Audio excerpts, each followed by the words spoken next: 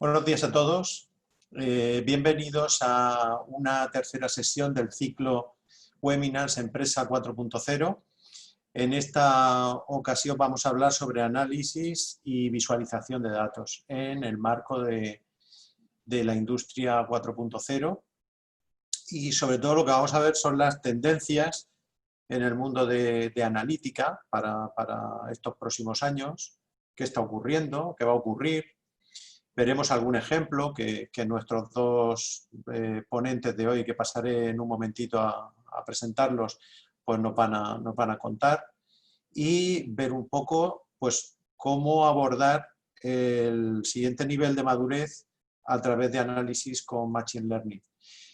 Probablemente estamos hablando, muchas veces estos webinars pues, versan sobre herramientas, RP, sobre Big Data, sobre una serie sobre todo las herramientas, ¿no? Muy centrado en herramientas, pero a veces se nos olvida la importancia que tiene el análisis de los datos, de todo aquello que al final es un poco el fin de todas estas herramientas, obtener información, analizarla y luego algo también que muchas veces se olvida es la visualización. Hay que entender bien la información, para ello pues es clave el análisis, por supuesto, y también cómo mostrarlo de tal manera pues que nos permita la toma de decisiones rápidamente, de forma más clara.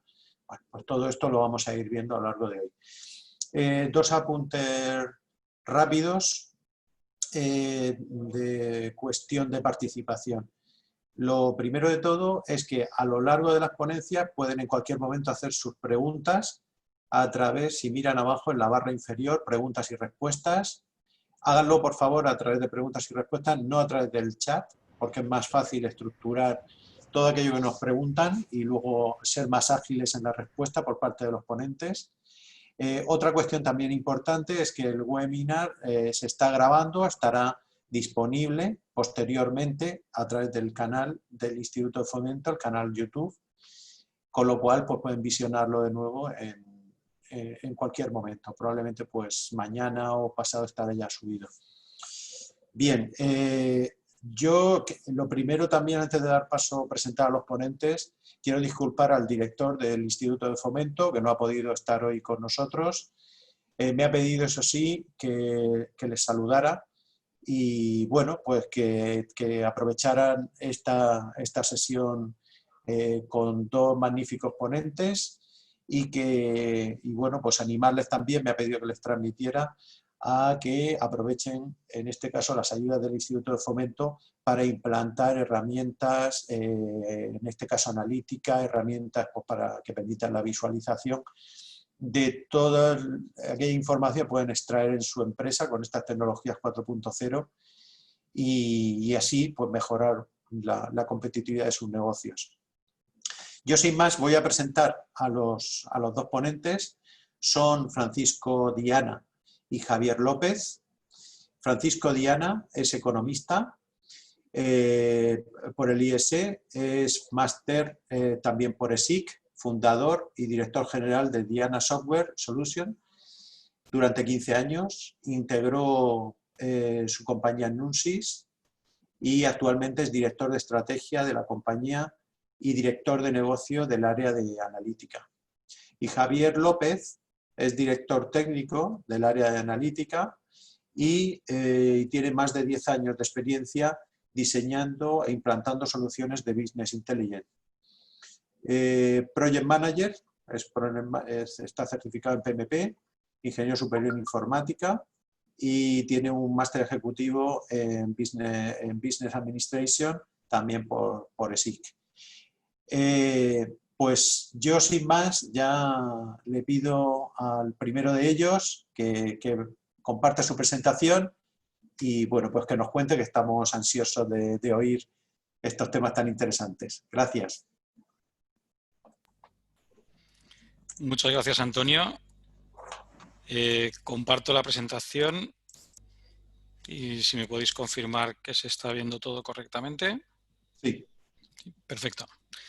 Bien, pues nada, buenos días a todos. Muchas gracias al Instituto y a todos vosotros por la organización de este webinar o esta sesión de hoy.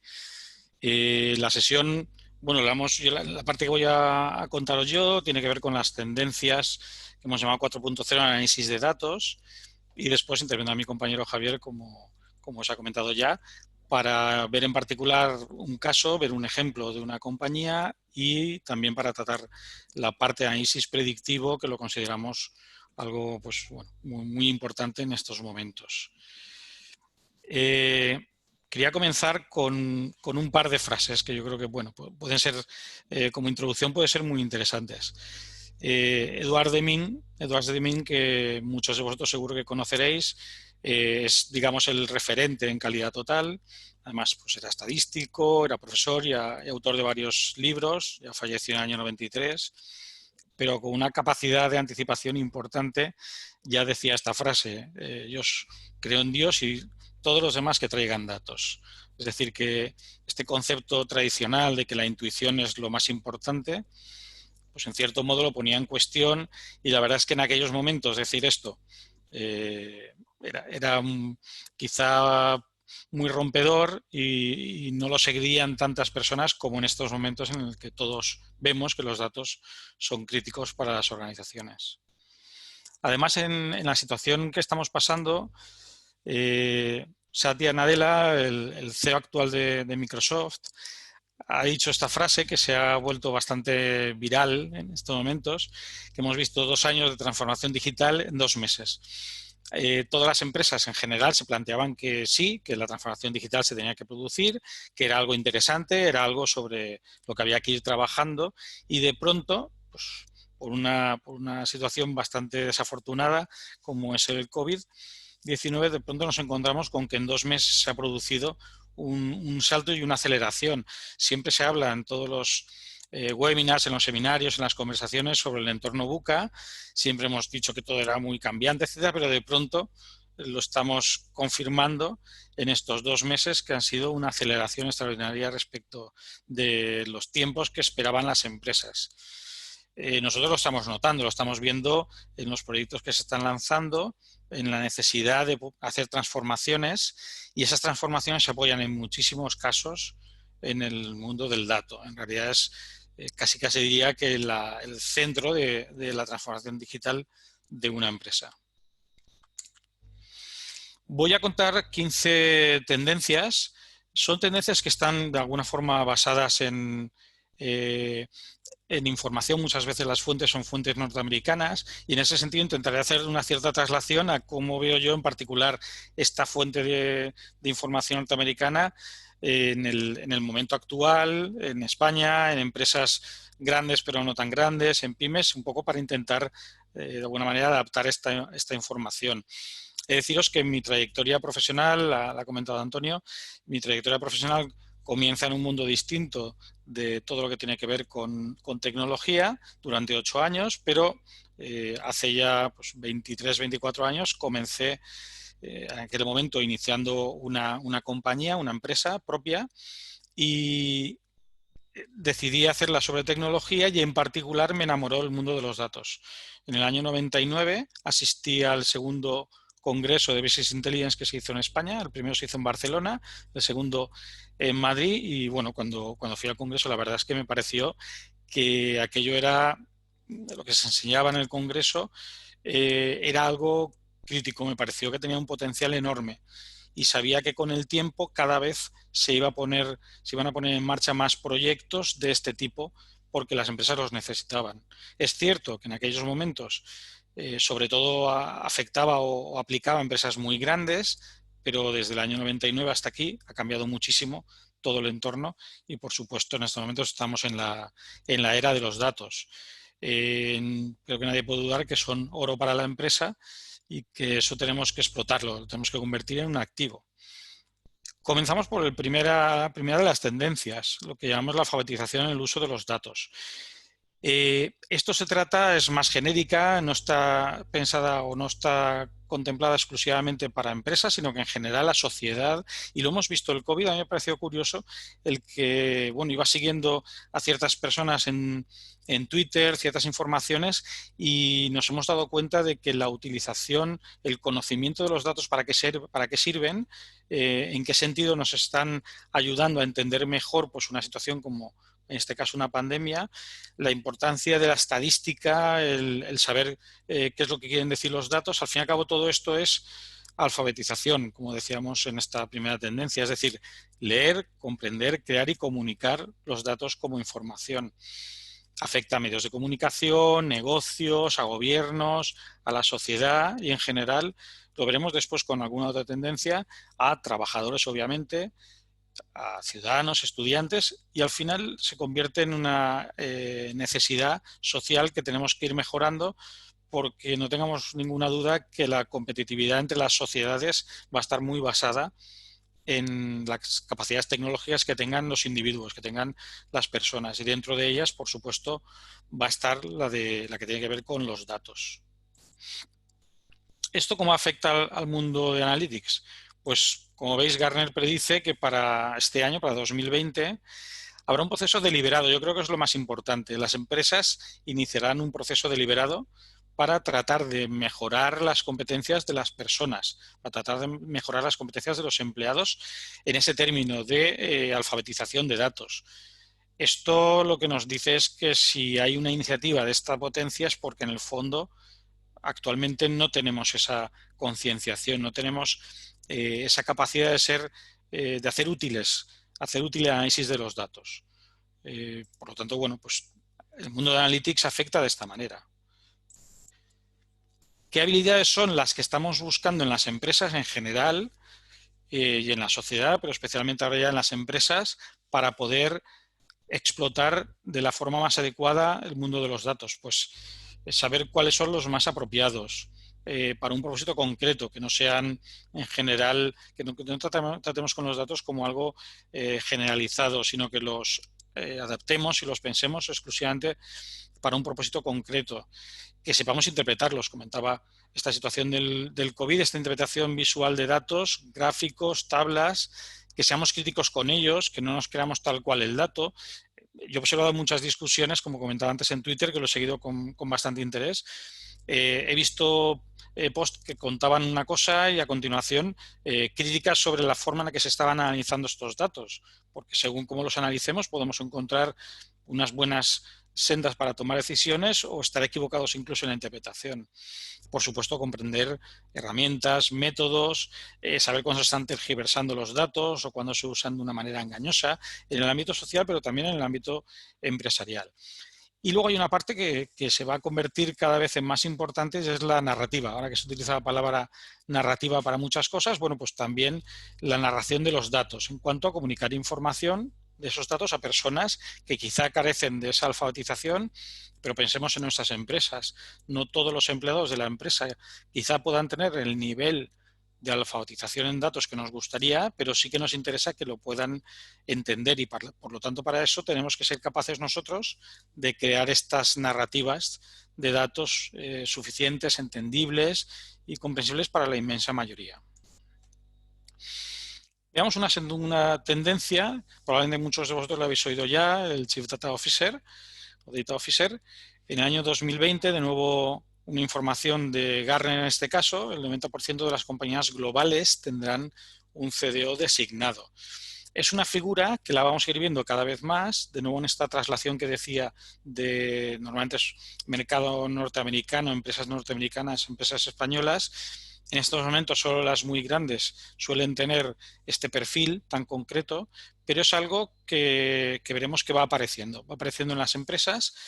Es una figura que normalmente casi siempre todo lo tecnológico nos gustaría que fuera apareciendo, que fuera formando parte de los comités de dirección, que sea, yo creo que eso se está adoptando. Estamos viendo ya incluso consejos de administración con ciertos puestos fichados externamente como especialistas en tecnología para ayudar a las empresas a guiarlas en este sendero.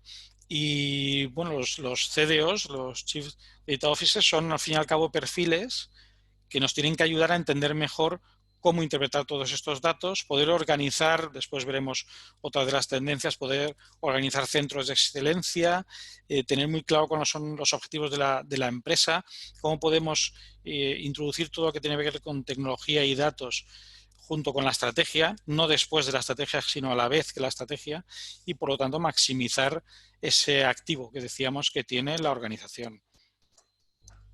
Veamos una tercera tendencia, que es cierto que en estos momentos esta es de las que más consolidadas empiezan a estar.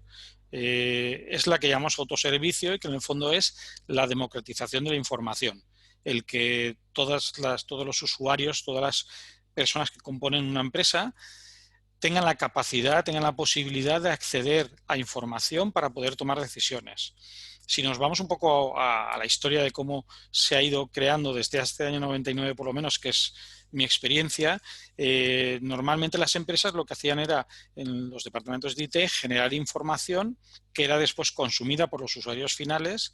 Después hacían peticiones de nuevo al departamento de IT para que hicieran modificaciones, pero siempre tenía que ser todo a demanda. Yo como usuario final, como directivo, como director general, perfil que tenga, me resultaba difícil poder obtener la información que yo quería en cada momento y tenía que acudir, como digo, normalmente al departamento de IT. También con herramientas de aquellos momentos que eran también más difíciles de utilizar. No estaban tan pensadas para que fuesen sencillas para el usuario final, tanto las modificaciones como la propia interpretación, que fuesen muy visuales. Un fabricante de este tipo de herramientas de analítica decía en su momento, cuando nació la empresa alrededor de 2004, hablaba del análisis sexy, que era mucho más sexy analizar información. Bueno, nos quedamos con aquella anécdota, pero yo creo que es interesante ese cambio hacia el autoservicio, hacia el hecho de que cada uno pueda explotar la información como quiera y donde quiera. Como señalamos aquí en la transparencia, hablamos de punto de contacto con el cliente, con decisiones operativas diarias. Es decir, no solo cuando acaba el mes, cuando se puede realmente verificar que la información del mes anterior es buena, en ese momento solo la alta dirección se pone a analizar cómo va la empresa. No, si yo tengo como empleado que está en el mundo de la operación, que está cercano a decisiones que tengo que tomar todos los días, si yo tengo información potente, visualmente sencilla, que me permite ser rápido y ser ágil, voy a contribuir a que la empresa tome mejores decisiones. Esto al final se va a parecer bastante a veces cuando comparan dos equipos de fútbol y empiezan a ver cada uno de los componentes, portero contra portero, defensa contra defensa. En esto se va a convertir de alguna manera también la competitividad entre las empresas, en que las personas que tengo en mi empresa estén lo más alfabetizadas posibles en términos de datos y que sean capaces de tomar las mejores decisiones posibles en ese corto espacio de tiempo en el que estoy trabajando también con la operación, aparte de las grandes decisiones. Hablamos ahora de la quinta tendencia, lo que llamamos analítica inmersiva industria 4.0. Estamos viendo todos que se intenta llevar de nuevo esa analítica que sea visual, sencilla y que se lleve pues, a formatos, interfaces distintas de las habituales. Multipantalla, el que pueda haber pues otras situaciones concretas en las que necesito utilizar una tablet, un móvil, el que bueno, esté muy, digamos, ligado al día a día, el que tenga, bueno, como la imagen que podéis ver, el que pueda tener una foto visual muy, muy gráfica y en formatos incluso, pues no sé, con gafas en las que pueda estar, algún proyecto de este tipo hemos hecho, en el que pueda estar visualizando una reparación y al mismo tiempo que me aparezca de forma emergente la información sobre esa reparación que estoy haciendo, un manual rápido que pueda visualizarlo y lo pueda pasar incluso como realidad virtual. Este tipo de analítica que esté dentro, que llegue conmigo, ¿no? Que no tenga que sentarme delante del PC para poder analizar algo y después tener que volver a mi puesto de trabajo. Bien, vayamos con otra de las tendencias, el lenguaje natural. Como vemos en esta transparencia, Gartner anuncia para 2021 que el 50% de las consultas analíticas se generan mediante búsqueda, procesamiento del lenguaje natural o voz. Al introducir búsquedas cuando nos creemos más esto del 50%. Pero es cierto que ya existen, prácticamente en casi todas las herramientas de analítica, existe la posibilidad de hacer preguntas en lenguaje natural. Es verdad que quizá no con toda de una forma excesivamente sencilla. No podemos llegar todavía a este análisis que decimos al final a la velocidad del pensamiento, que en realidad, bueno, hemos visto todos quizá demos en las que se sientan un comité de dirección y a base de ir preguntándole a una herramienta consiguen la respuesta, en este caso de las que recuerdo yo, la respuesta a qué compañía deberían comprar. Están buscando comprar una compañía para completar el grupo empresarial con el que trabajan y de una manera muy sencilla van haciendo preguntas, va contestando, incluso puede contestar obviamente con voz el sistema y le está contestando con voz y con gráficas sobre cuáles son de todas las compañías que están en el mercado, cuáles son las más interesantes, introduciendo información mía sobre cuáles son los condicionantes de mi compañía, de mi grupo empresarial para escoger mejor una empresa u otra y finalmente con ese lenguaje natural yo pregunto y me contesta la herramienta, ¿no? Bueno, estamos cada vez más cerca, es algo que ya digo que es real en estos momentos y lo que hará falta es ir mejorándolo con el tiempo para poder tener unas respuestas más complejas a preguntas también más complejas. Vamos con la séptima tendencia, la formación en ciencia de datos. Un científico de datos, como ponemos en esta definición, es alguien que sabe más de estadística que un programador y sabe más programación que cualquier estadístico, ¿no? Es un perfil híbrido, es un perfil que requiere de muchas competencias, especialmente estamos hablando de estadística o matemática, programación y negocio, es uno de los puntos críticos. Está lanzándose un sinfín de iniciativas formativas, grados, posgrados, MOOCs, otro tipo de formatos para que todo esto lo podamos, se pueda impulsar dentro de las universidades e incluso dentro, por supuesto, de las empresas. Es hacer nuestra escuela de datos, ¿no? A pesar de todo esto, vemos que por un lado en 2021 nos dice PricewaterhouseCoopers que el 69% de los empleadores exigirá a los candidatos a sus puestos que tengan conocimientos de análisis y ciencia de datos. ¿Vale? De nuevo, vayamos a una empresa muy grande y quizá no sea aplicable al 100%, pero lo que es cierto es que si yo tengo a dos personas a la que les seleccionar para un puesto de trabajo, si hay una que tiene competencias alrededor de la ciencia de datos, la voy a preferir. La voy a preferir porque va a ser capaz de interpretar cada vez más esta información.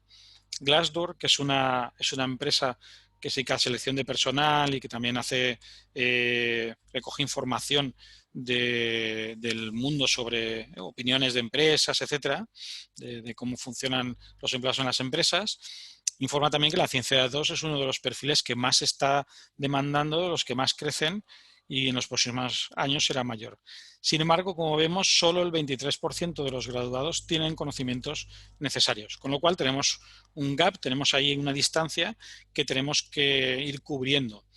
Además, incluso con el tiempo se están cubriendo hasta con especialización por sectores o por temáticas, es decir, que habrá científicos de datos especializados en cierta temática.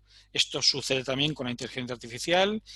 Si nos vamos al entorno, por ejemplo, jurídico, en estos momentos en el entorno jurídico existen perfiles especializados en análisis de datos para poder tomar decisiones y poder orientar mejor la defensa en cualquier juicio.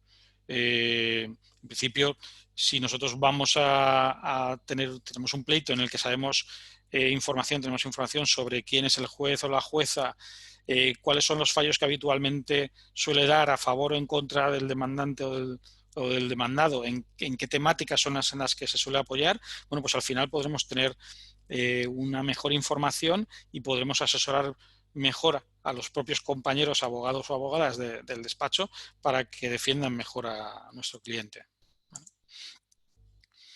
Hay una octava tendencia, esta yo creo que sí que es, a pesar de todo, lleva un ritmo más lento, que es la de la introducción de las humanidades dentro del ámbito tecnológico. Busca ese intento de consenso, digamos, o de aportación de una manera diferente de ver las cosas, de unas conversaciones o unas unas dialécticas sobre cierta toma de decisiones, especialmente lo vamos a ver o lo estamos viendo con decisiones en coches autónomos, en la aplicación de inteligencia artificial, y como veis, este tipo de perfiles incluso lo forman actualmente fundadores o ejecutivos de empresas tan conocidas como Slack o LinkedIn, PayPal o Pinterest. Es decir, que se está buscando perfiles que sean también más ricos, que no estén exclusivamente centrados en el ámbito puramente técnico y que puedan aportar una visión lateral, un poco al estilo de lo que nos decía Eduardo de Bono, esa visión lateral, ese pensamiento lateral que aporte también análisis de datos. El gobierno del dato es una tendencia que sí que está cada vez más actualizada y más demandada. Sobre todo estamos notando que existe más demanda en el mercado, porque lo que queremos es tener no datos deslavazados, no solo desde un punto de vista técnico, sino también desde un punto de vista organizativo, que la empresa sepa pues, de dónde viene la información, quién la ha generado, si está alineado con nuestra política en la empresa, si hay seguridad sobre esos datos. Un poco toda esa visión, ese planteamiento holístico que se pueda conocer, que se pueda enfocar. Ahí tendría mucho que decir el perfil que hemos visto antes del Chief Data Officer. Tendría mucho que decir. Hay mucho ruido alrededor de los datos y es importante que podamos tener esta sensación de gobierno, de que nosotros tenemos los datos porque pensemos, hablamos antes de un activo. Cualquier edificio estamos intentando cuidarlo, protegerlo, mantenerlo. Pues en este caso lo mismo sucede sobre los datos. Vemos aquí una serie de principios básicos fundamentales como estandarización, simplificación, unificación de fuentes, el que toda la empresa sepa que los datos son propiedad de la empresa, que cuando se recojan, que se busque ese objetivo de formar parte de la empresa y ponerlos a disposición. Por supuesto que haya calidad. En cualquier proyecto que se aborda de analítica, la calidad es algo crítico, que sean accesibles, que sean trazables, que podamos ver de dónde viene. También, por supuesto, para todo el cumplimiento normativo. Y la seguridad, que decíamos antes. Aquí veis en esta transparencia también los diferentes ámbitos que pueden afectar al gobierno de datos. Esto está tomado de DAMA, que es una asociación especializada en temas analíticos y que bueno, publican un framework sobre este tema y que podéis incluso consultarlo si tenéis más curiosidad al respecto. Vamos con la 10ª tendencia. En este caso hablamos sobre la movilidad analítica, que en el fondo es el hecho de estar trabajando o llevar los análisis al sitio donde tenemos que necesitarlos. Y por supuesto esto hacerlo a través del dispositivo que necesitemos también. Como veis en 2020, en este año, esta consultora, Citrix Technology Landscape, preveía que la mitad de los trabajos se realicen de forma remota. Es verdad que con el COVID, digamos que tenemos como una segunda derivada, y es que se ha producido un teletrabajo, y con el teletrabajo ahí también puede haber una cohesión importante en el hecho de que todas las personas que estamos trabajando de manera remota tengamos en el análisis de información una manera más digamos, de tener información en común, información compartida. Yo creo que esto también nos ayuda mucho. Y la segunda visión sería esta que comentaba de la itinerancia, estar en una planta y en un momento dado poder tomar una decisión porque llevo el dispositivo que me permite tomar esa decisión, o estar con un cliente y en ese momento tener la información necesaria fuera de la empresa, visitando dentro del ámbito comercial o dentro del ámbito de la operación. La 11ª tendencia es análisis en tiempo real. Esto ya existe, es una tendencia que nosotros hemos hecho proyectos de este tipo y lo conocemos de primera mano. Las decisiones no siempre pueden esperar, se tienen que tomar en ocasiones puramente en tiempo real. Hay dos ámbitos en los que más está funcionando actualmente, en el mundo de las operaciones, en fabricación, y en el mundo de las redes sociales. En redes sociales lo podemos bien entender con un periódico, por ejemplo, que esté tomando decisiones sobre cómo coloca sus noticias en función de la respuesta que va teniendo cada una de ellas, cómo las posiciona dentro del ámbito de su medio de comunicación. En el caso de las operaciones, no hablamos tanto de la calidad exclusivamente de una pieza que puede salir defectuosa, sino mucho más allá. El hecho de que, como nos ha sucedido, nos ha contado en alguna ocasión algún cliente, que ha decidido parar un turno y mandar a todo el mundo a casa porque la productividad estaba cayendo. por los motivos que fuesen. No digo que fuesen relacionados con las personas, sino que podían ser porque estaban saliendo excesivamente o excesivas piezas equivocadas, piezas defectuosas, había algún problema en alguna parte de las maquinarias que provocaban esa reducción de productividad. Bueno, en tiempo real veo que se produce una constante, tomo la decisión y en ese momento estoy ahorrando dinero y convoco a las personas para que comiencen de nuevo al día siguiente y lo gane de otra forma esa hora que aparentemente he perdido y que ha sido, sin embargo, ganada a través del tiempo real. Veamos la decimosegunda tendencia, que es el Internet de las cosas. Esta tendencia, pues, bueno, está ya también, la estamos viendo, aplicada a Smart Cities, aplicada a todo lo que tiene que ver también con operación, con producción. En 2021 el número de dispositivos conectados, bueno, será más del doble que el actual, más de 20.400 millones de dispositivos. Como veis en la imagen, pues son todo tipo de dispositivos, desde medicina, en el hogar, todo lo que tiene que ver con dispositivos físicos, electrodomésticos, cámaras de fotografiar, en fin, cualquiera de todos ellos. Son dispositivos que se conectan, que hablan entre sí, y lo que necesitamos es analizar esta información, especialmente en este caso utilizando las posibilidades que nos da el Big Data, que es el que nos permite absorber toda esa cantidad de datos que vienen y después aplicar técnicas de análisis para poder explotar la información. Décima tercera tendencia son los centros de excelencia en Analytics. Pensemos que estamos cada vez necesitando de una actuación global, de convertir la empresa en data-centric, en que esté centrada en los datos, y para eso necesitamos alinear a personas, a procesos, a tecnología y cultura. Y por lo tanto, para ello tenemos que, es muy, muy interesante el generar centros de excelencia. De nuevo también aquí el CDO intervendría, centros de excelencia que nos permitan tener un equipo responsable de todos los aspectos que rodean a la tecnología del dato. Vale.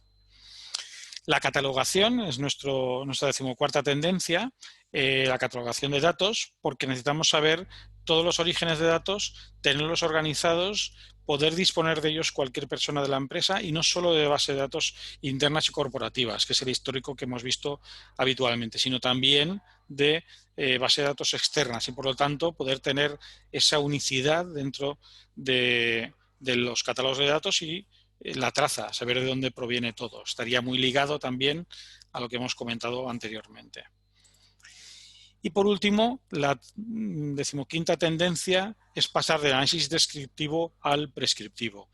En esta parte va a hablar mi compañero Javier, pero solamente, como vemos en la propia transparencia, lo que estamos es tratando de pasar del análisis sobre la historia, que sigue siendo muy interesante, es decir, que qué ha pasado, después intentar averiguar por qué ha pasado, pero irnos un paso más allá y tratar de anticipar qué va a pasar. E incluso qué palancas que podemos hacer nosotros para tratar de que aquello que tiene que pasar suceda. Es decir, que ir de lo histórico a lo predictivo. Introducir inteligencia artificial a través de Machine Learning y poder ir creciendo en esta madurez que reflejamos en este punto. Y bien, hasta aquí mi presentación. Yo estoy oyendo ciertos ruidos que espero que no se hayan transmitido aquí. Estamos todos en casa, tengo por aquí cerca unas obras y espero que no haya sido ninguna molestia para vosotros y os remito al final o como estiméis vosotros para hacer las preguntas y tratar de responderlas. Gracias. Muy bien. Gracias, Paco. Te agradecemos la presentación, muy interesante, breve y además destacando esas 15 tendencias que, bueno, van a cambiar, yo creo que van a cambiar el mundo, en particular el de las empresas, cómo compiten, cómo se adelantan. Esta última en particular, la tecnología hoy nos permite anticiparnos y casi ver lo que tendríamos que hacer para que se dieran determinados escenarios que son los deseables para las empresas. Entonces, me ha parecido muy interesante. Las preguntas pueden ustedes seguir haciéndolas a través de preguntas y respuestas y lo que haremos es, al término de la presentación que va a hacer ahora el siguiente ponente, Javier López, reunimos esas preguntas y se las vamos a hacer a los ponentes. Así que sin más, si te parece, Javier, pues adelante comparte tu presentación y cuéntanos. Gracias. Perfecto, gracias Antonio y gracias al Instituto por invitarnos a estar hoy aquí. A ver un momentito. Pantalla 1, avanzado, archivos.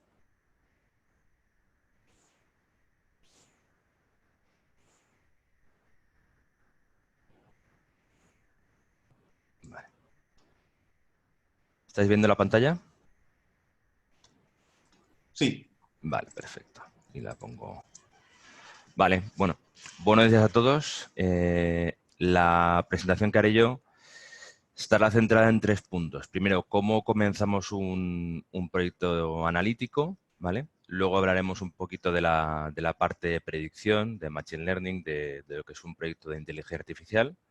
Y luego terminaremos con un caso de éxito. Entonces, cuando comenzamos un proyecto analítico, lo primero que tenemos que tener en cuenta es que tiene que ser sencillo. Sencillo para quienes vayan a utilizar y a usar esos datos. ¿De acuerdo? Comentaba antes mi compañero Francisco. En el mundo no profesional ya nos ocurre. Es decir, nosotros cuando nos descargamos una app de Google Play, de Apple, lo que sea, no estamos consultando un manual específico. ¿De acuerdo? Pues la descargamos y es suficientemente intuitiva para que podamos averiguar y explorar cuál es la funcionalidad de esa app y cómo utilizarla. En el mundo de los datos, la tendencia es hacia eso mismo. Es decir, que la adopción de un proyecto analítico, de poder usar la información para tomar mejores decisiones, debe ir en esa misma línea, ¿vale? Todos los proyectos, toda la parte de análisis de información, cuadros de mando, informes, tecnología que ayude, que apoye a las organizaciones a tomar mejores decisiones, debe ir en este mismo camino. También, comentaba Francisco, el equilibrio entre gobierno y autoservicio. Es decir, aquí hemos pasado por el negro y el blanco. Hace muchos años, gobierno absoluto, donde los usuarios o las personas de negocio dependían de IT para generar sus propios informes. Luego pasamos a completamente el blanco, donde cada uno podía explorar y realizar sus informes y sus conjuntos de datos, y en eso se vio que en ambos extremos en ninguno conseguíamos optimizar la estrategia. En el primero, porque casi siempre se llegaba tarde, no disponíamos de la información cuando la necesitamos para tomar una decisión, y en el segundo, porque se genera un caos alrededor del consumo de la información, donde a corto plazo sí que se consiguen los objetivos, pero a medio y largo plazo se genera tanta casuística diferente que al final no, como organización, como corporativo, no éramos capaces de saber quién tenía razón de quien hubiese generado la información. Entonces, digamos que se llega actualmente, o hace ya un par de años, a un punto donde el equilibrio entre gobierno y autoservicio hay que tenerlo muy claro, hay que trabajarlo y hay que al menos tirar por ese camino. Importantísimo la fiabilidad, es decir, un proyecto de análisis de datos donde el objetivo último es poder tomar decisiones en base a la información. En el momento en que negocio no confía en esa información, evidentemente no va a tomar decisiones. Entonces, la fiabilidad y la calidad de los datos es un pilar fundamental de este tipo de proyectos. La escalabilidad, importantísimo. Se están dejando ya los proyectos grandes o enormes de meses o años. Es decir, se apuesta por proyectos pequeños que den un retorno de información de inversión rápido, que se puedan utilizar desde el mes 1 dentro de las organizaciones, y para eso es importante que no comprometamos el diseño de la arquitectura por la agilidad, es decir, que podamos empezar rápidamente los proyectos, que podamos ya empezar a utilizarlos, pero que el diseño que se esté planteando y digamos, el mapa del objetivo final nos permita ir construyendo poco a poco ¿vale? Sin tener que estar comprometiendo el diseño por la agilidad. Y por último, un proyecto debe pensar en el futuro, es decir, ahora pensar solo en, como comentaba Francisco en la última transparencia, en montar proyectos donde solo estemos pensando en la exploración, pues se nos va a quedar cortos, porque hay que ir pensando ya en la capacidad de predecir y por último en la capacidad de encontrar qué acciones debemos llevar a cabo para lograr aquel objetivo que nos estamos proponiendo. Y en cuanto a claves de éxito, en todo proyecto relacionado con los datos, evidentemente uno de los pilares fundamentales es el dato, la información. El otro pilar que además comentábamos antes entre las tendencias, entre las 15 tendencias, tiene que ver con la cultura de las personas, es decir, que desde la organización se lleve a cabo una capacitación de las personas para poder utilizar los datos para tomar mejores decisiones. Importante la formación, la gestión del cambio, el acompañamiento a las personas y, por último, como tercer pilar, la tecnología. Pero es un pilar que se utiliza para conectar los datos, la información con las personas. Es un driver. La tecnología por sí misma no es algo que se debe apostar por ella. Se tiene que apostar por ella para permitir que las organizaciones, que las personas de dentro de las organizaciones utilicen la información para mejorar y optimizar la estrategia. Cuando hablamos de proyectos de análisis más inteligencia artificial, ¿de acuerdo? Es importante tener en cuenta que hay una diferencia fundamental entre un proyecto analítico y un proyecto de inteligencia artificial. Y esta diferencia fundamental va relacionada con lo siguiente. Un proyecto analítico, nosotros como organización, como negocio, conocemos qué queremos analizar, ¿vale? No sabemos cómo hacerlo, pero sabemos el qué. Entonces, un proyecto analítico se cimenta en que sabemos dónde queremos llegar y construimos para, pues al final, tener un análisis de las ventas, tener un análisis de la parte de contabilidad, de la parte de producción, sabemos el dónde, ¿de acuerdo? ¿Qué ocurre? En un proyecto de inteligencia artificial, ese objetivo final es más, no se conoce a priori. O, aun conociéndolo, puede que no se consiga. Y vamos a ver el porqué de las cosas.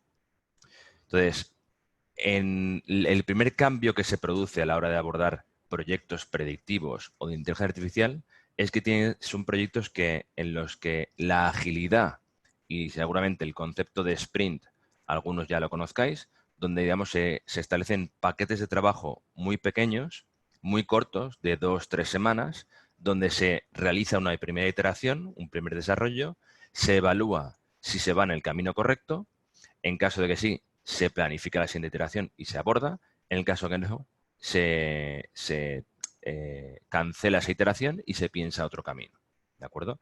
Y este tipo de proyectos ágiles tiene que ver con esa parte, cuando el objetivo al que queremos llegar o no es conocido o no se sabe si va a ser viable o no. Entonces, en la parte predictiva, lo primero que se debe acometer es primero encontrar cuál es el objetivo inicial que queremos conseguir. ¿De acuerdo? Entonces, puede ser, por ejemplo, quiero predecir con las ventas del siguiente periodo. ¿De acuerdo? Es nuestro objetivo inicial. Vale. A partir de ahí, lo primero que hay que hacer, o lo segundo que hay que hacer, es explorar la información. Es decir, de qué información parto, qué información histórica tengo, qué calidad de los datos estoy recibiendo y para saber si esa calidad de los datos va a ser suficiente para poder predecir mis futuras ventas. Entonces, aquí tiene que ver con detectar búsqueda de patrones, ver correlaciones, averiguar si hay datos anómalos dentro de la información que tengo histórica, ¿de acuerdo? Y tras esa exploración, tras ese estudio, rehacemos un poquito el objetivo final. No es que se rehaga completamente, sino que se especifica. Es decir, si nuestro objetivo inicial era quiero predecir las ventas o quiero predecir el índice de rechazo de las piezas de una máquina, en este punto, en base a la información, en base a esa exploración, podemos decir, y lo quiero predecir con un grado de precisión superior al 90%, por ejemplo. Ahí es donde especificamos más concretamente cuál es el objetivo final de aquello que queremos predecir. Como cuarto paso, también unido con la capacidad o con la necesidad de hacer iteraciones rápidas, se establece una fase de prototipo, ¿vale? Donde en función de un conjunto de histórico de datos vamos a generar un algoritmo y entrenar un algoritmo para intentar predecir ese objetivo final que hemos establecido, ¿de acuerdo?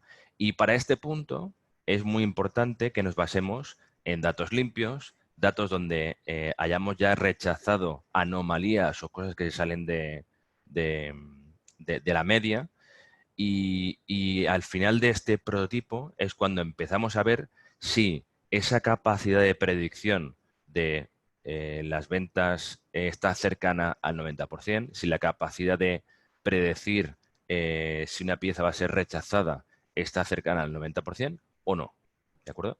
No es tan importante llegar justo a ese 90% o incluso sobrepasarlo, como ver que estamos no muy lejanos de ese 90%. Por ejemplo, podría ser llegar a un 70% aproximadamente. Es decir, que no estemos lejanos de ese objetivo final que nos hemos marcado.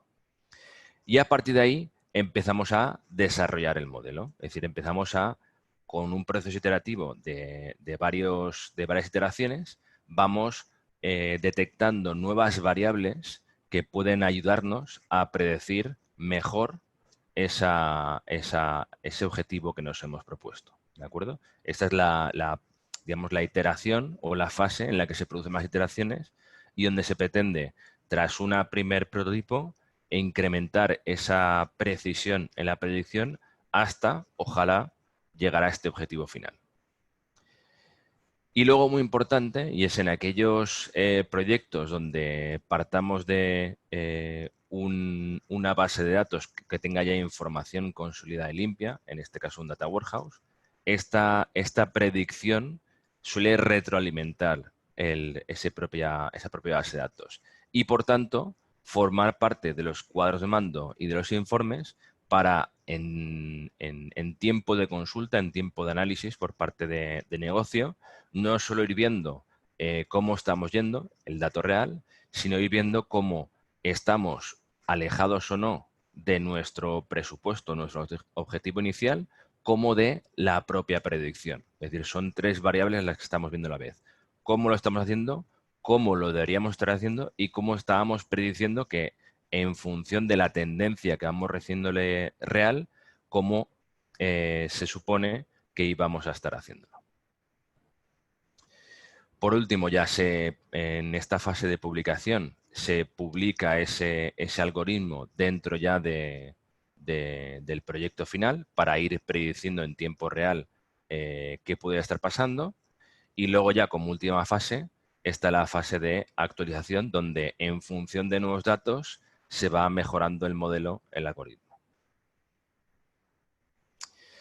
Vale. Y como caso de éxito queríamos comentar un proyecto que hemos llevado a cabo en el ámbito hospitalario, ¿vale? Una organización de un grupo de hospitales por toda España, donde una de las premisas importantes era la capacidad de integración, ¿de acuerdo? Entonces aquí hablaremos primero de limitaciones y riesgos iniciales al proyecto, cuáles fueron los objetivos, cuál fue el marco de trabajo y, por último, el valor generado o el ROI en el proyecto. Entonces, cuando hablamos de limitaciones y riesgos, en esta organización lo que se tenían eran datos desconectados en diversas fuentes, es decir, son diferentes, y esto cada vez va a ir pasando más en las organizaciones. No hay un único sistema, sino hay múltiples sistemas de información, múltiples aplicaciones, porque al final lo que buscamos es la mejor, la aplicación o el sistema más adecuado para un ámbito concreto de la organización y para un momento dado, Entonces, en ese punto, ya cada vez más nos alejamos de los ERPs tradicionales, donde el ERP tenía que ser para todo el ámbito empresarial, y van apareciendo diferentes software, diferentes tecnologías que nos ayudan en determinada parte de la organización. Entonces, es importante que en aquellos sistemas que estén generando información interna de la empresa, ese oro que comentaba Francisco antes, lo integremos dentro de nuestro propio sistema analítico, ¿de acuerdo? Entonces, en este caso pasaba eso. Hay múltiples fuentes de información, múltiples sistemas, aplicaciones, que no estaban integradas dentro del sistema analítico. Luego, aparte, muy importante también, en diferentes hospitales, el diccionario de datos, es decir, cuando llamamos a un dato, le ponemos un nombre, apellidos y una definición, pues si no es compartida, consensuada y comunicada por el resto de personas, ahí es cuando surgen las grandes diferencias. Y sobre todo surgen esas diferencias cuando se empieza a analizar información y se empiezan a tomar decisiones. ¿Por qué? Porque en diferentes partes de la organización un mismo indicador es devuelto o aportado con diferentes valores. Y entonces aquí es, vale, ¿quién tiene la razón? Pues igual todos los que están aportando esos datos diferentes tienen en realidad parte de razón. Lo que ocurre es que estamos calculando un indicador con diferentes apellidos. Entonces es importante consensuar todo este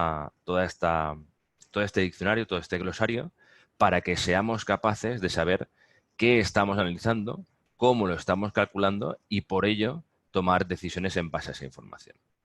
Unido con esa parte estaba también los criterios de cálculo. Es decir, si tenemos sistemas diferentes, debemos elegir y consolidar cuál debe ser la transformación y el cálculo para generar ese indicador. Si estamos hablando de un índice de rechazo de piezas de una máquina, debemos también tener en cuenta si hay excepciones, por ejemplo, en determinado tipo de piezas, sin ser quitadas de la ecuación y no tenidas en cuenta.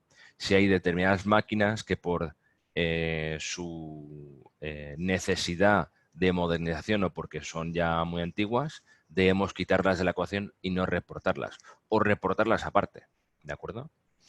Luego que también había una desconfianza muy grande en la información actual, precisamente por los dos datos anteriormente conectados.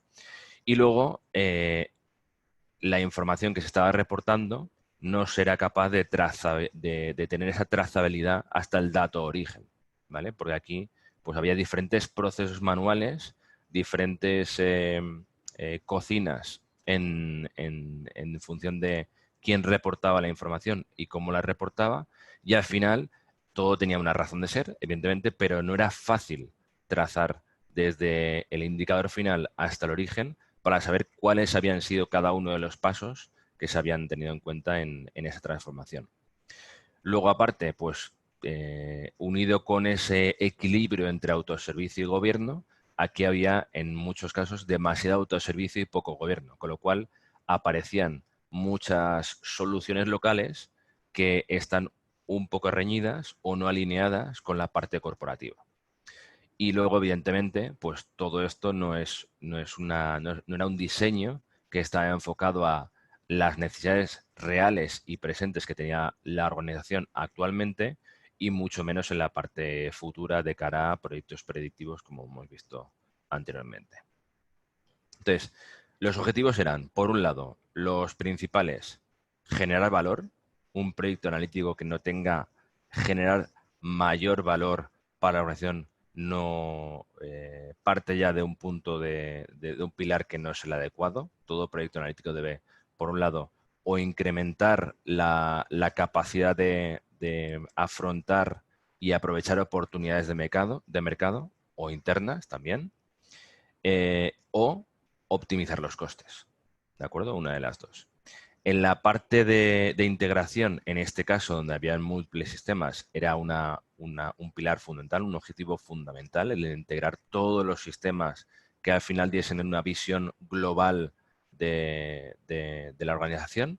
Y por último, evidentemente, la calidad de los datos. Asegurar la calidad para generar confianza y que se pudiesen tomar decisiones en base a esa información. Y luego, como objetivos secundarios, teníamos la robustez, es decir, que fuese un sistema tolerante a fallos, que se recuperase en base a incidencias de datos, que fuese escalable, lo hemos hablado antes, que permitiese un faseado y una cierta agilidad para ir devolviendo ese retorno de la inversión temprana y ir utilizando partes del proyecto desde las primeras iteraciones. Y luego, muy importante, en un proceso de transformación analítica, es muy importante la gestión del cambio. Es decir, el acompañamiento a negocio, a los usuarios que vayan a utilizar esos nuevos informes, esos nuevos cuadros de mando, para adaptarse lo más rápidamente posible y aprovechar todas esas nuevas capacidades que hay dentro del mundo analítico. El marco de trabajo fue primero diseñar una arquitectura de solución para las necesidades reales, es decir, siguiendo todos los objetivos e intentando paliar y mitigar todas las limitaciones que veíamos anteriormente, y enlazado y diseñada y preparada para futuros proyectos que se quisiesen acometer. Luego se hizo toda la parte de ingesta de todos los sistemas de información. Se definió junto con negocio el glosario corporativo, se unificaron todas las reglas de negocio y se diseñaron y se desarrollaron toda la parte de cuadros de mando e información con información ya consolidada de todos los hospitales. Y por último, en función de la tecnología seleccionada, se habilitó la capacidad de exploración y autoservicio. Entonces, digamos que la generación de las estructuras analíticas o de las tablas en las que se iban a basar o están basados todos los cuadros de mando, eso está gobernado, pero a partir de ahí, toda la capacidad de exploración y autoservicio está habilitada para que cada usuario de negocio pudiese analizar sus datos o compararse contra el resto de hospitales. Y en cuanto a la última parte de valor generado y el retorno de la inversión, pues en la parte de reducción de tiempo y de costes de preparación de la información, porque se automatizó toda esta integración de los datos, pues se hizo una reducción de 16:1, ¿vale? Se incrementó de manera muy amplia la calidad de los datos, de ahí que en todo ese proceso de exploración inicial que se hace en un proyecto de Analytics se encuentran patrones, se encuentran excepciones y se tratan esas excepciones, pero no solo se hizo esa parte, sino se hizo un proyecto transversal de calidad de datos que no solo detectase esa falta de calidad, porque habían duplicados, anomalías, ausencia de datos, sino que dentro de los informes y los cuadros de mando se mostrase información sobre esa falta de calidad de los datos. ¿Por qué? Porque habitualmente una de las personas o del grupo de personas que consumen esa información suele ser quien los genera. Y esos que generan los datos deben ser los encargados de los responsables de mejorar la calidad de los datos. Entonces, no hay mejor forma de mejorar la calidad que de visualizarla, que la gente sepa dónde debe poner el foco o dónde debe corregir la información para que en base a eso sea corregida en origen y en la siguiente automatización, la siguiente actualización, esa información ya desaparezca porque se ha corregido esa incoherencia de los datos. Luego también se mejoró mucho la capacidad de acceso a detalle, es decir, estamos viendo información agregada del grupo hospitalario, podemos profundizar en el hospital, dentro de ese hospital podemos ir viendo cada vez más a detalle hasta averiguar de dónde viene un dato concreto, ¿de acuerdo? Y luego, muy importante, la capacidad de disponer de la información cuando la necesitamos para tomar una decisión. En este punto, pues se decidió una frecuencia de recarga mucho mayor, mucho más frecuente a la que existía anteriormente, y en ese sentido, pues es posible tomar decisiones en base a esa información actualizada. Y por último, y relacionado con el primer punto que veíamos, y es que en estos proyectos analíticos no se trata de quitar trabajo a determinadas personas que están encargadas de generar esa información, sino de transformar su trabajo. Y todas las personas que estaban encargadas de generar esta información manualmente al principio, lo que se hizo en este proyecto es dedicarlas a analizar esa información, es decir, a explorar esa información, y como son las que controlan y conocen esos datos, cómo se generan, son capaces de analizarlos y plantear acciones de mejora. Y eso es todo. A partir de aquí estamos abiertos a las preguntas que tengáis. Muy bien, Javier. Pues muchísimas gracias a los dos, tanto a Francisco Diana como a Javier López, por las presentaciones. Me ha gustado, Javier, mucho la perspectiva que siempre defiendo yo personalmente, y que, bueno, no solo yo creo que muchos de los profesionales que trabajáis con empresas en el mundo TIC, y es que al final la tecnología es un soporte, es facilitadora.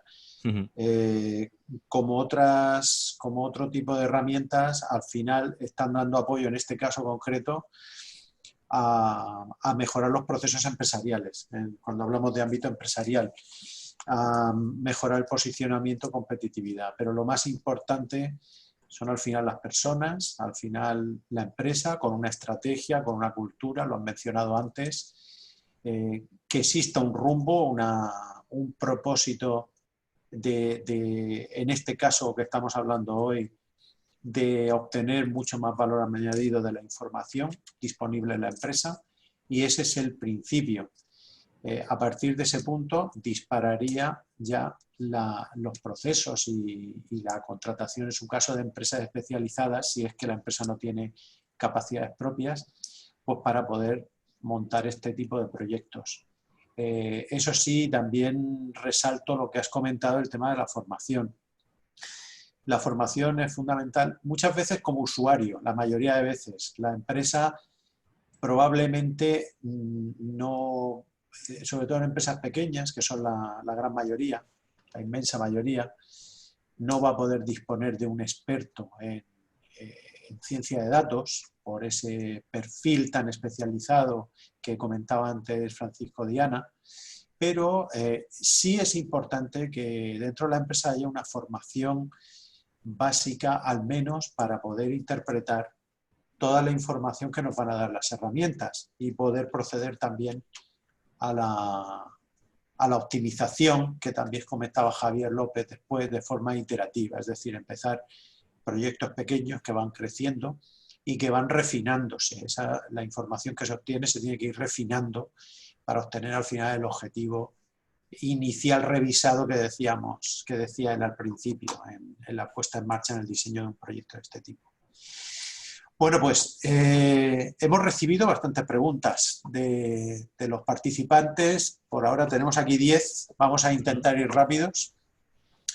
La primera pregunta, de Guillermo Marqueño, se refiere precisamente a la formación. Su inquietud es: ¿qué tipo de programa es recomendable, suficiente, para alcanzar un grado óptimo de autonomía en el análisis de datos? Entiendo que se está refiriendo a esa autonomía como usuario de análisis, no tanto para programar o para desarrollar la aplicación. ¿Qué instituciones o entidades de formación podríais recomendarnos? Yo creo que hay muchísimas instituciones, programas diversos, ahora lo comentáis vosotros. No sé si realmente habría una gran diversidad, no para recomendar uno u otro, ¿verdad? Bueno, yo creo que sobre todo depende mucho de cada uno cuál es el área, hablaba antes de competencias estadísticas, matemáticas, competencias en programación y competencias de negocio. Según cada uno de dónde parta, puede tener más o menos intensificadas algunas de estas y hay que intentar complementarlas.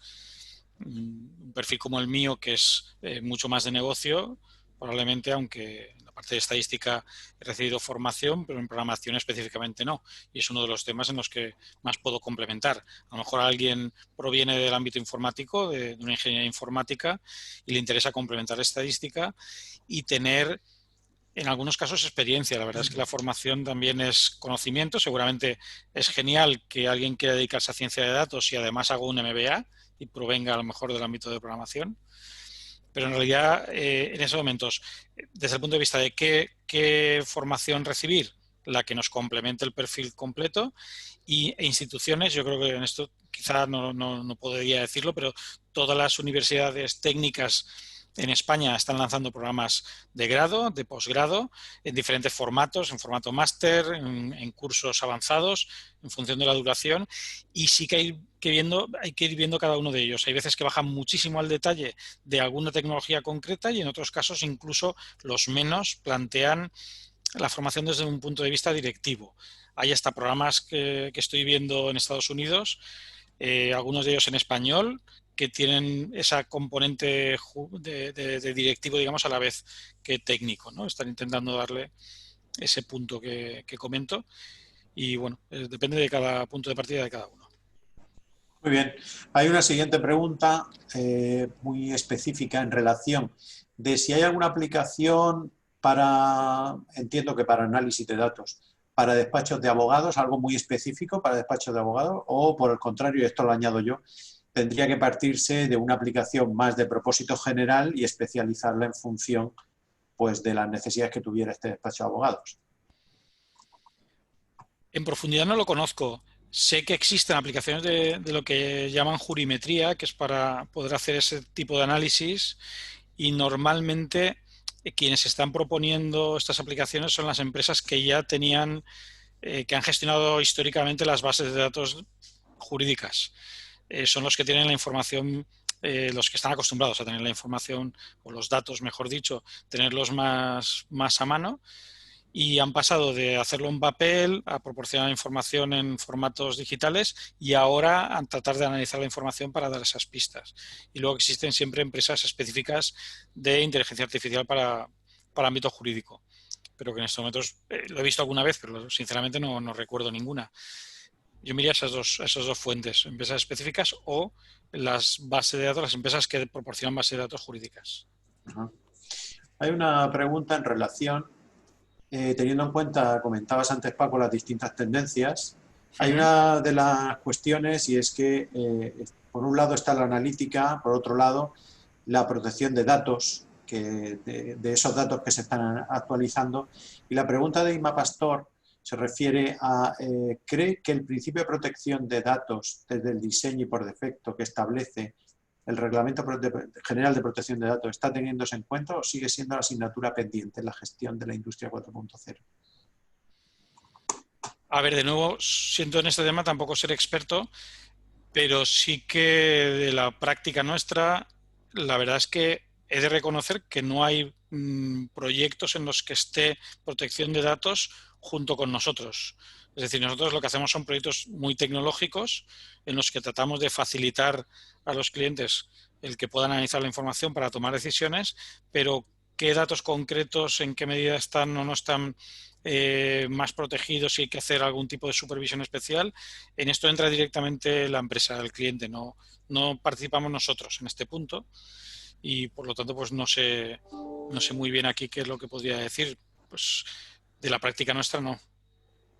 Yo, en relación a esta pregunta que hacía antes Inma, yo creo que en general la empresa está obligada al cumplimiento del Reglamento General de Protección de Datos, no solo para este tipo de proyectos dentro de la empresa, sino para cualquier otro. Es algo de cumplimiento general y desde el punto de vista que la empresa cumple con ese requisito legal, pues no tiene que preocuparse luego por la explotación de datos que pueda tener, en particular los prototipos que pueda realizar de analítica de datos o de cualquier otro tipo de cosas que pueda hacer manejando datos. Es decir, no lo veo ligado directamente, aunque la materia prima son los datos y la información, pero no tiene por qué una empresa estar fuera de la normativa al afrontar un proyecto de analítica de datos, de inteligencia, si ya se da por supuesto que la empresa cumple con los requisitos legales generales, en particular del Reglamento General de Protección de Datos. Por aportar mi punto de vista también. Yo es que se me ha cortado un poco antes, pero es cierto también que hay una tendencia también de hace unos años donde ni siquiera se hablaba de la parte de protección de datos. En varios de los últimos proyectos que hemos realizado ha habido por lo menos también digo, por parte de la propia organización, como una inquietud respecto de conocer qué datos van a estar o no, o a la hora de subir datos a la nube, saber qué tipo de información es posible subir o no, ¿de acuerdo? Pero como comentaba Francisco y Antonio, es algo que habitualmente se lleva, o por lo menos hasta donde conocemos nosotros, se lleva desde la propia organización, porque debe ser la propia organización que es dueña de la información la que proteja esa información. Sí.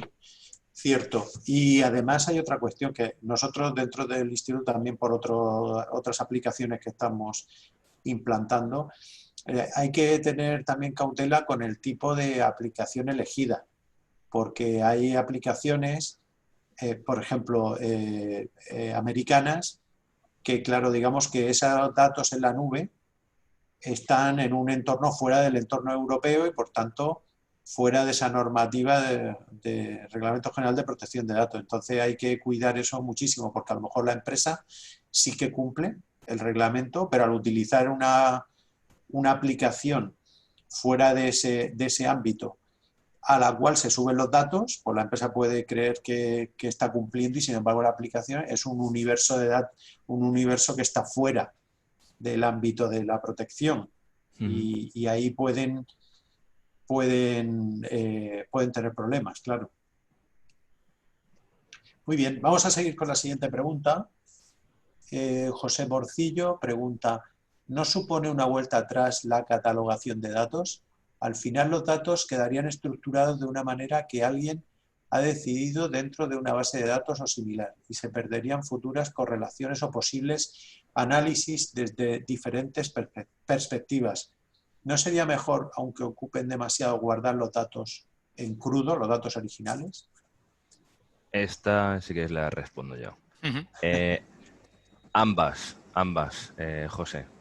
En los proyectos de analítica de datos, una buena forma de proceder es, por un lado, hacer una ingesta pura de la información, es decir, datos en crudo, como bien comentas, y luego ya afrontar la propia catalogación de los datos, la propia estructuración de los datos para, de cierta forma, unido con esa hacer análisis intuitivos y fáciles, se pretende transformar esa información para que sea sencilla analizarla por parte de usuarios que no sean informáticos, técnicos, sino que transformarla a conceptos de negocio.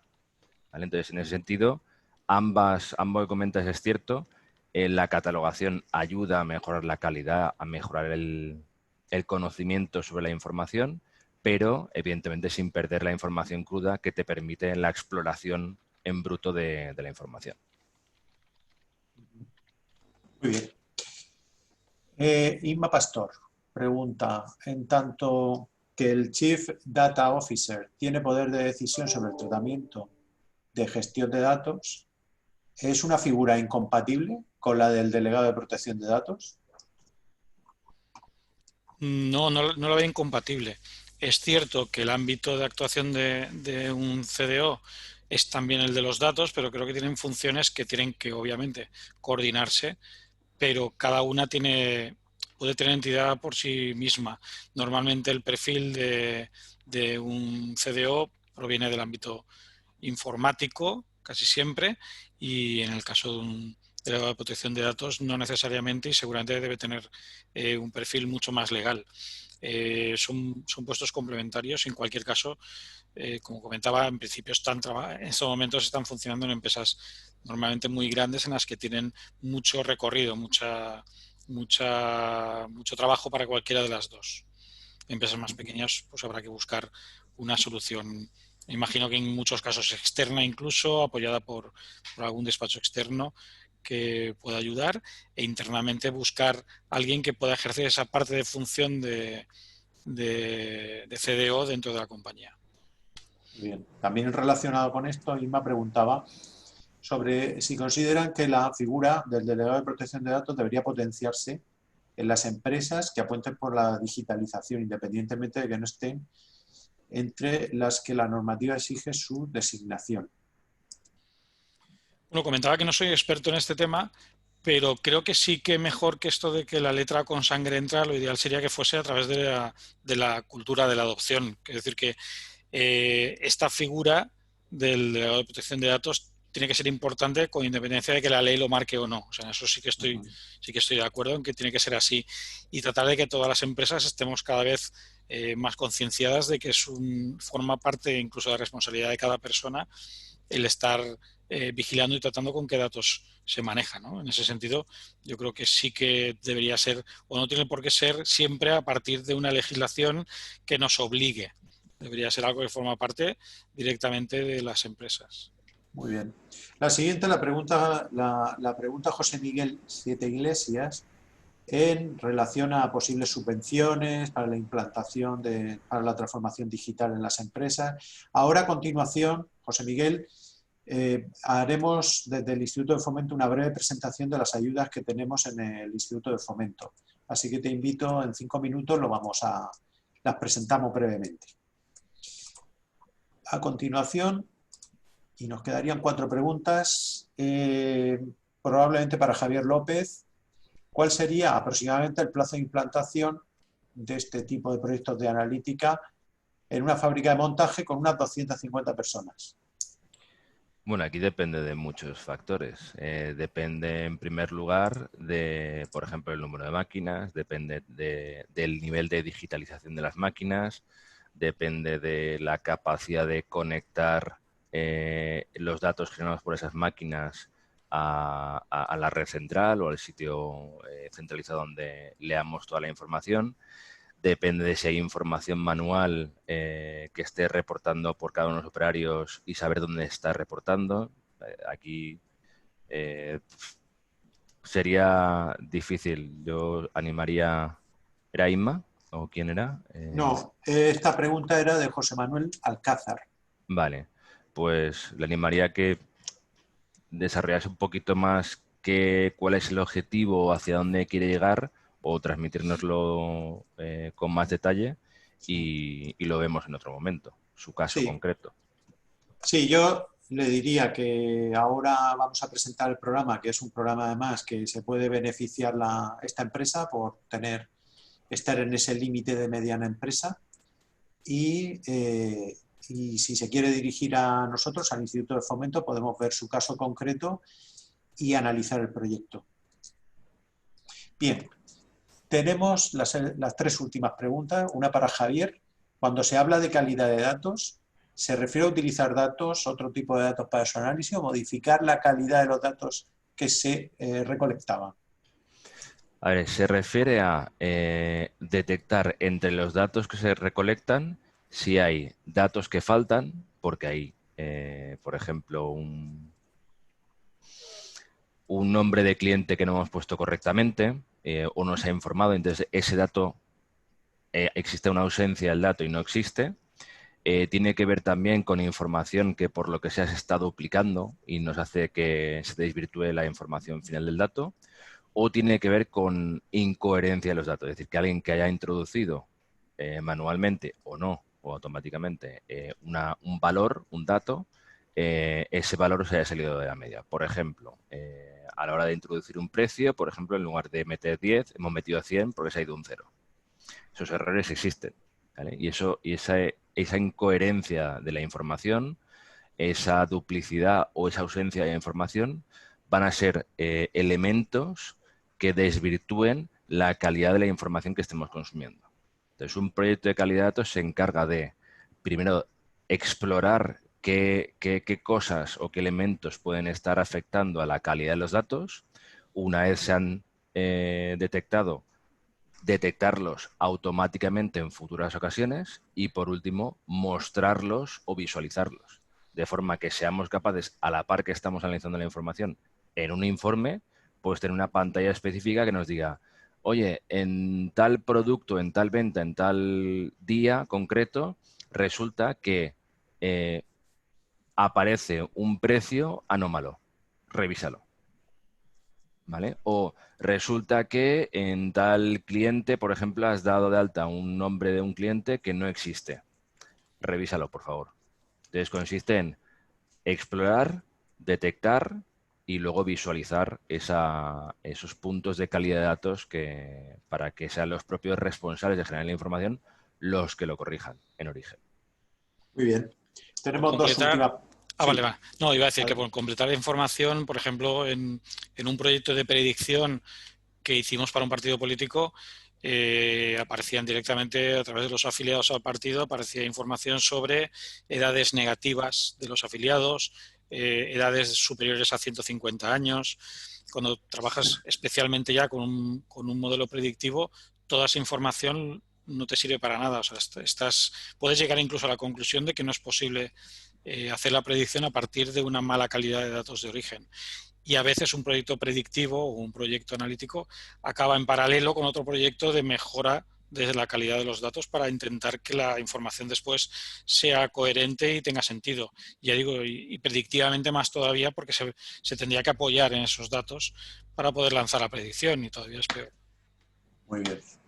Dos últimas preguntas. Pablo Esquer precisamente resalta la importancia en las empresas del tratamiento y la interpretación de los datos, que es al final la herramienta que van a tener para tomar decisiones.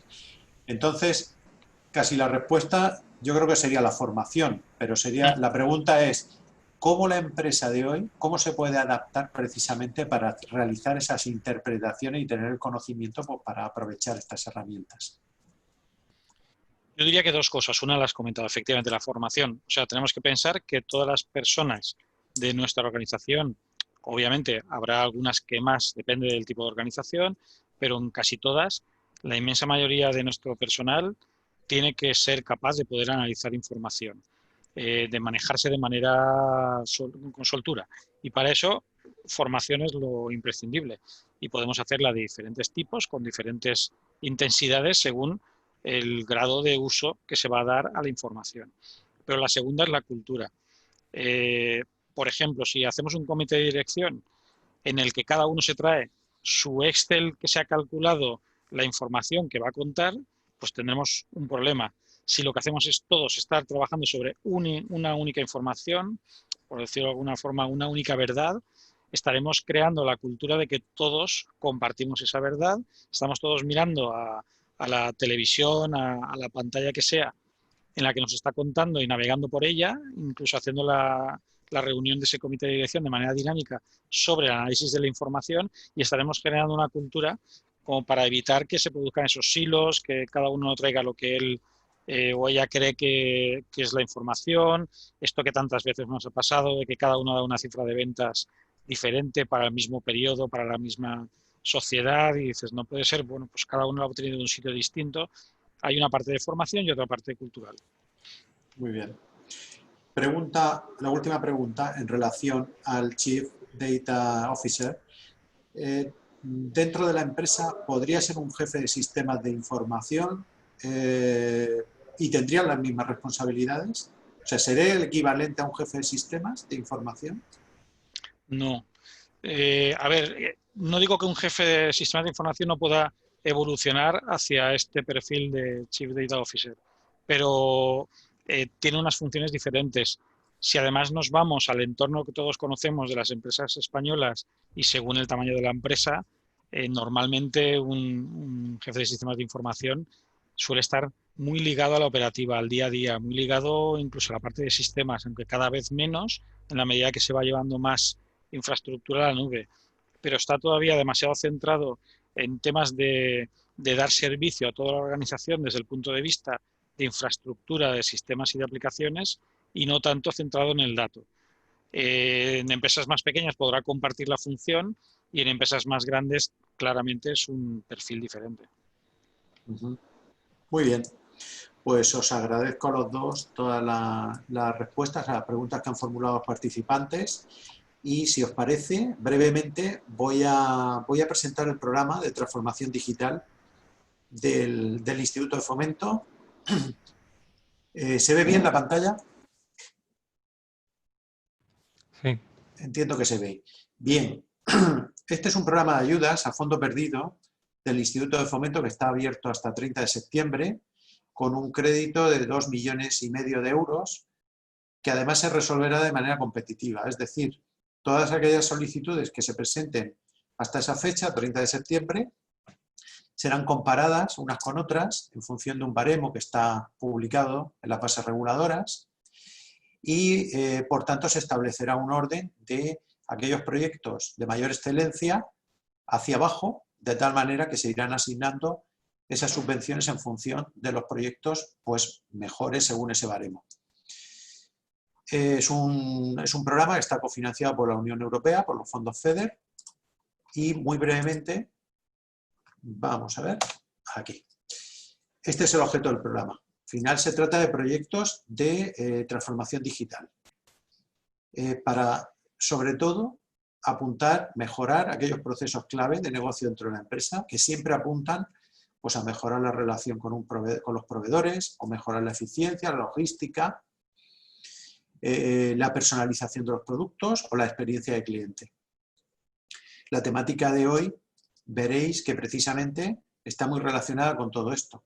Al final, la explotación de datos, de información, para poder tomar mejores decisiones y mejorar esa experiencia de cliente o mejorar el posicionamiento de la empresa, mejorar incluso los procesos internos, porque esas decisiones nos llevan a hacer cambios internamente, personalización de productos en función de la información obtenida, el conocimiento de esos datos, y es compatible todo esto también con lo que comentaba Javier, de que nuestros proyectos de analítica tienen que llevarnos a la predicción. Si somos capaces, a partir de la información actual, de personalizar los productos que vamos a ofrecer a partir de ese momento, pues probablemente estamos posicionándonos mucho mejor que la competencia, que irá con cierto retraso y como mucho lo que podrá hacer es copiarnos. Y cuando vaya a copiarnos, a lo mejor nosotros ya estamos en otro tipo de productos distintos. Entonces, es una gran herramienta, precisamente, en el marco de transformación digital para adaptarnos a esta nueva era de la industria y los servicios. Al final, el programa lo que pretende es implantar tecnologías 4.0, puede incluir también la compra de cierto equipamiento y aquí hay algunos ejemplos, como veis. Algunos los he mencionado antes. ¿Cuáles son los proyectos que no esperamos dentro de este programa? Este no es un programa de inversión en activos fijos, no es un programa para comprar maquinaria avanzada dentro de una empresa, una industria, no es un programa para desarrollar pues, ni aplicaciones, ni maquinaria, ni mejorar productos. Es un programa que está pensado sobre todo, no tanto para un desarrollo propio, sino más para que proveedores externos desarrollen e implanten tecnologías, no para nuestros propios desarrollos. Porque hay empresas que, por la dimensión que tienen muchas veces su propio departamento de informática y es capaz de desarrollar determinadas aplicaciones. Este programa, sin embargo, va más orientado, no es del todo incompatible lo que acabo de decir, pero el peso sobre todo es que proveedores externos ayuden a implantar tecnologías 4.0 en la empresa. No subvenciona las modificaciones habituales o actualizaciones de procesos o actualización de software, hardware, módulos de RPs. Ese no es el objeto del programa. No voy a entrar muy en el detalle porque esto todo está en las bases reguladoras, pero es un programa que no se orienta solamente a la industria, La parte de CNAES, Código Nacional de Actividades Económicas 10 a 43, sino que va también a otro tipo de entidades. Y fundamentalmente, esencialmente, va orientado a las pymes, no va orientado a grandes empresas. Características, lo he comentado antes, concurrencia competitiva, se compararán las solicitudes y serán prioritarias a la hora de asignar fondos aquellas que cumplan mejor con el baremo. Habrá también una valoración mínima de 50 puntos de ese baremo, por debajo de la cual los proyectos no se pueden subvencionar, para asegurar cierta calidad en los proyectos de transformación digital. La subvención máxima es bastante interesante, son 100.000 euros a fondo perdido por proyecto. Y hablamos de un porcentaje de subvención también muy atractivo, el 70% del coste del proyecto. Ahora, a continuación, vamos a ver qué costes se pueden subvencionar. Eso sí, los proyectos tienen que tener una cierta enjundia y por ello tienen un presupuesto mínimo elegible, es decir, el presupuesto que se puede aprobar mínimo tiene que ser de unos 40.000 euros de inversión por parte de la empresa. Hasta 30 de septiembre los proyectos se podrán iniciar a continuación de presentar la solicitud y podrán durar hasta 12 meses a partir de que reciba la empresa la notificación de concesión de la subvención. 2 millones de euros que están disponibles para las pymes de la región de Murcia. Y luego es importante que a todos los proyectos, esto es una novedad, se les va a exigir, a la empresa que aporte una auditoría de ciberseguridad en la justificación. Este es un requisito. Nunca antes se había establecido en un programa que apoyara las inversiones en tecnología de la información, en este caso tecnología 4.0, pero por coherencia creemos que si estamos desde la agencia impulsando la transformación digital de nuestras empresas, no podemos de ninguna manera dejar a un lado la importancia que ha tomado la ciberseguridad en los sistemas, porque al final, si estamos por una parte impulsando que la empresa cada vez invierta más en digitalización, pero no estamos protegiéndola de ataques cada vez más frecuentes y que además pueden inhabilitar las operaciones de la empresa de la noche a la mañana, literalmente, pues creo que no estamos ayudando a la empresa. Es una manera de que la empresa cada vez sea más consciente de la importancia de la ciberseguridad, de los ataques que puede sufrir y, por tanto, una auditoría de ciberseguridad que, por otra parte, no es un coste elevado, todo lo contrario, no es tan elevado y, además, es subvencionable también dentro del programa al 70%, pues creemos que le puede dar información muy valiosa de dónde están los posibles riesgos de seguridad y, por tanto, pues atajarlos, invertir en aquello que puede ser una brecha de seguridad y un problema importante para la empresa. ¿Qué costes se pueden subvencionar dentro de los proyectos? Pues ahí ven los 3 bloques: la colaboración externa, inversiones inmateriales y la adquisición de activos materiales. La colaboración externa se refiere a todos los servicios, ya sean informáticos, de consultoría, de diagnóstico previo dentro del proyecto. Hemos introducido opcionalmente la posibilidad de que se pueda subvencionar trabajos de optimización de procesos con metodologías tipo Lean. Es decir, la tecnología lo decíamos en otro webinar de este ciclo anterior, donde decíamos que al final la tecnología, introducir tecnología para apoyar procesos ineficientes, lo único que hace es magnificar la ineficiencia y que es importante optimizar los procesos para después apoyar con tecnología y potenciarlos muchísimo más y realmente conseguir esa eficiencia, optimización que buscamos. Por tanto, de manera opcional, la empresa puede también contar con proveedores que ayuden a optimizar procesos antes de que la tecnología entre en juego para soportar esa nueva optimización de los procesos. Adaptación de tecnologías también y la auditoría de ciberseguridad obligada. Eso sí, dentro de las colaboraciones externas se tiene que incorporar ese concepto de auditoría de ciberseguridad. Las inversiones inmateriales se refieren sobre todo al software necesario para el desarrollo de los proyectos. No estamos hablando del software de ofimática, por ejemplo, actualizaciones, incorporación incluso de nuevo software de ofimática. Hablamos de software pues, más especializado.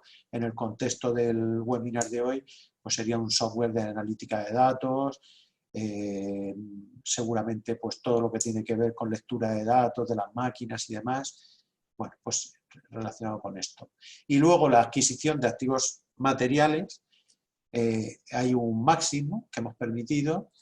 No solamente no se refiere tanto a hardware de informática, sino a inversiones productivas y que pueden llegar hasta esos 70.000 euros dentro del proyecto, en aquello que sea estrictamente necesario para la implantación de ese proyecto de transformación digital.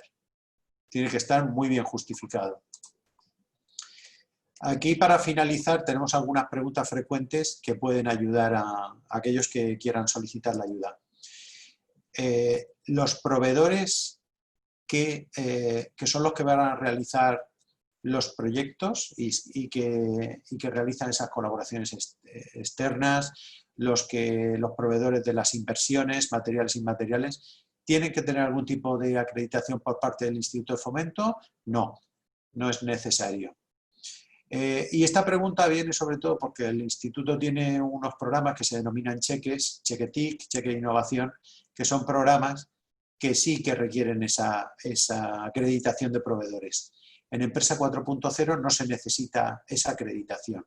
Y la gran diferencia entre los programas tipo cheque y los de Empresa 4.0 es que los cheques están soportando pequeñas implantaciones de tecnología y Empresa 4.0, pues ya lo hemos dicho antes, con proyectos con un mínimo de inversión de 40.000 euros, pues son proyectos integrales que combinan varias tecnologías, más complejos. Esa es la principal diferencia.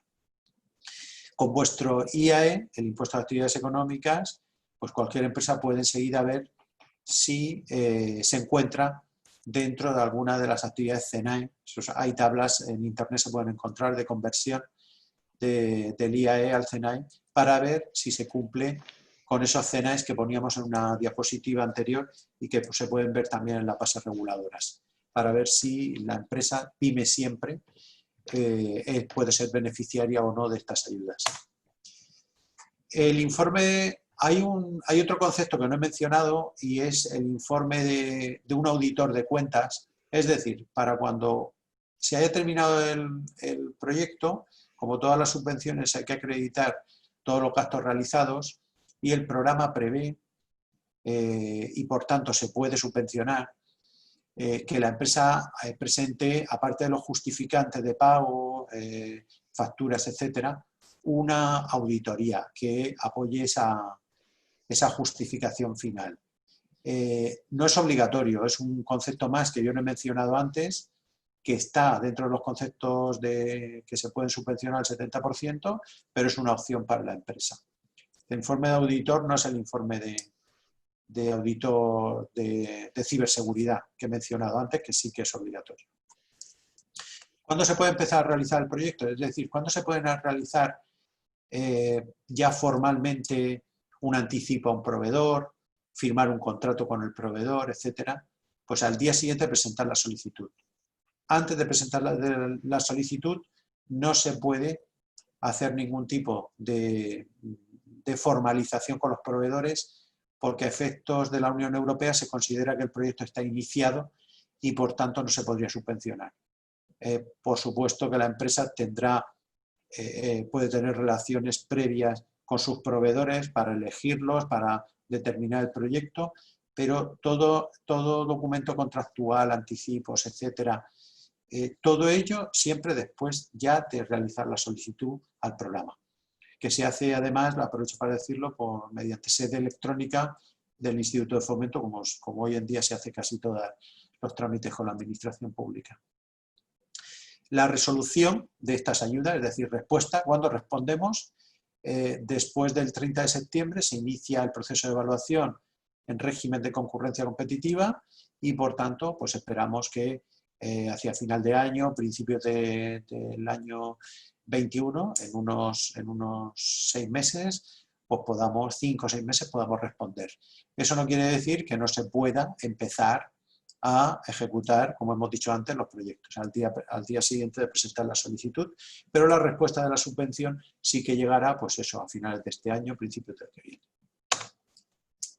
Terminamos con algunas preguntas más.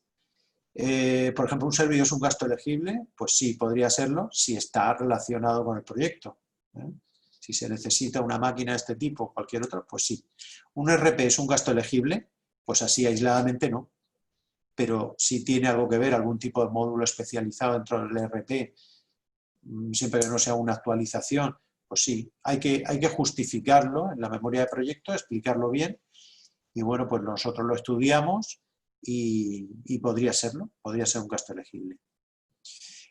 Y luego el tema de la auditoría de ciberseguridad, que sí que lo he mencionado antes, es obligado y además es gasto elegible al 70%.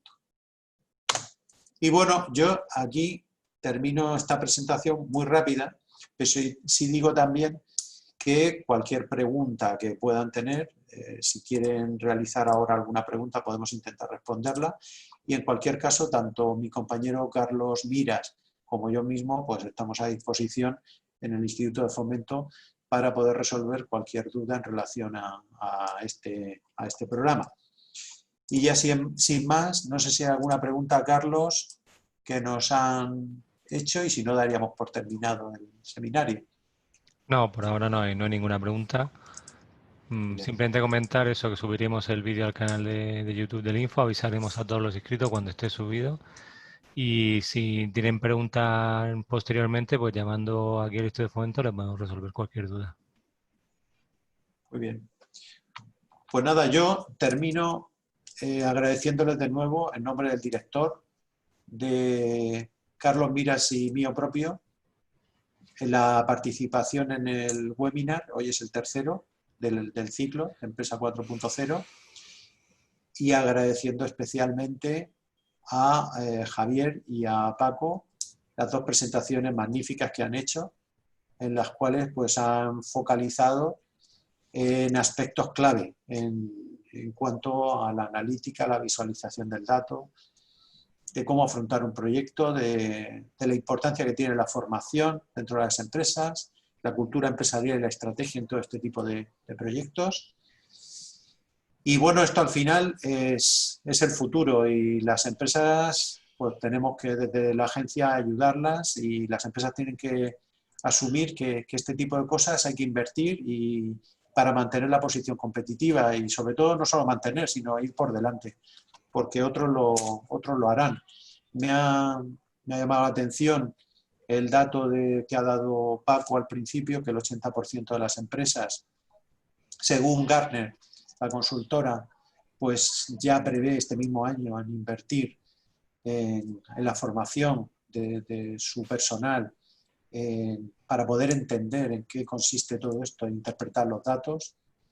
Y por parte de Javier, yo destacaría al final lo que tenemos que tener en mente: el primer paso en un proyecto de este tipo, al final, es plantearse la pregunta: ¿qué quiero conseguir? Una hipótesis inicial, un objetivo que aporte valor a la organización. Esa es la premisa que comentaba Javier al principio, y a partir de la cual ir construyendo de menor a mayor, de forma muy iterativa, de forma compartida por las personas y muy alineado con la dirección estratégica de la empresa, ir construyendo un sistema de información que no solamente analiza el pasado, el histórico, sino que en una fase ya posterior sea capaz de predecir el futuro. Ese es un poco el objetivo y la idea que nos gustaría que se quedara para todas las empresas que nos están escuchando. Por último, antes de terminar, también agradecer al Colegio de Ingenieros de Telecomunicación por el apoyo en la organización el apoyo que nos han dado en la organización del evento de hoy, a Juan David. Y bueno, pues quedamos emplazados ya para el siguiente webinar, que sería el último de la serie, que haremos ya en septiembre. Carlos, ¿qué fecha teníamos aproximada? Todavía no tenemos fecha, será como muy tarde, mitad de septiembre, ya informaremos cuando tengamos la fecha. Muy bien, estupendo. Pues muchísimas gracias a todos y seguimos adelante. Esperamos sus proyectos. Gracias. Gracias. Muchas gracias.